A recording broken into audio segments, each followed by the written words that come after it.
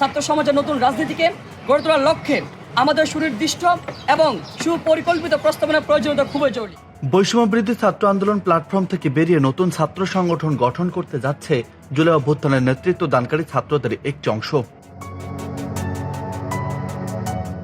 শনিবার ঢাকা বিশ্ববিদ্যালয়ের মধুর ক্যান্টিন থেকে আত্মপ্রকাশ করবে সংগঠনটি। নাম চূড়ান্ত না হলেও কেন্দ্রীয় এবং ঢাকা বিশ্ববিদ্যালয় শাখার নেতৃত্ব প্রায় চূড়ান্ত করা হয়েছে। জানা গেছে, বৈষম্যবিরোধী ছাত্র আন্দোলনের সাবেক সমন্বয়কদের উদ্যোগে আসছে নতুন এই ছাত্র সংগঠন। তারা বলছে, বৈষম্যবিরোধী ছাত্র আন্দোলনের সঙ্গে নতুন এই ছাত্র সংগঠনের কোনো সম্পর্ক নেই। এটি হবে সম্পূর্ণ স্বতন্ত্র একটি সংগঠন। স্টুডেন্টস ফার্স্ট বা বাংলাদেশ ফার্স্ট নীতিতে ছাত্র নাগরিকের স্বার্থকে বাস্তবায়নের প্রয়াসই হবে এই ছাত্র সংগঠনের মূল মন্ত্র।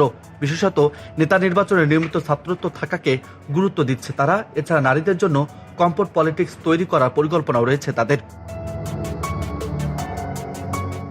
তথ্য বলছে, নতুন সংগঠনের কেন্দ্রীয় আহ্বায়ক হচ্ছেন সাবেক সমন্বয়ক আবু বাকের মজুমদার এবং ঢাকা বিশ্ববিদ্যালয় শাখার আহ্বায়ক হবেন আব্দুল কাদের। পরামর্শ ও আলোচনার ভিত্তিতে এই দুই পদ চূড়ান্ত হলেও সদস্য সচিব পদে দুজন করে আলোচনায় রয়েছেন। সদস্য সচিব পদে আলোচনা থাকা দুজন হলেন কেন্দ্রীয় সদস্য সচিব পদে জাহিদা হোসেন এবং তাহমিদ আল মোসাদ্দিদ চৌধুরী। বৈষম্যবিরোধী ছাত্র আন্দোলনের সাবেক সমন্বয়ক আবু বাকের মজুমদার জানিয়েছেন, 22 ফেব্রুয়ারি সংগঠন আত্মপ্রকাশের সময় চূড়ান্ত করা হয়েছে। নিয়মিত ছাত্রত্বের গুরুত্ব দিচ্ছে তারা। নেতা নির্বাচন কিংবা সদস্য পদ পেতে হলে সর্বোচ্চ বয়সসীমা থাকতে হবে 28 বছরের মধ্যে।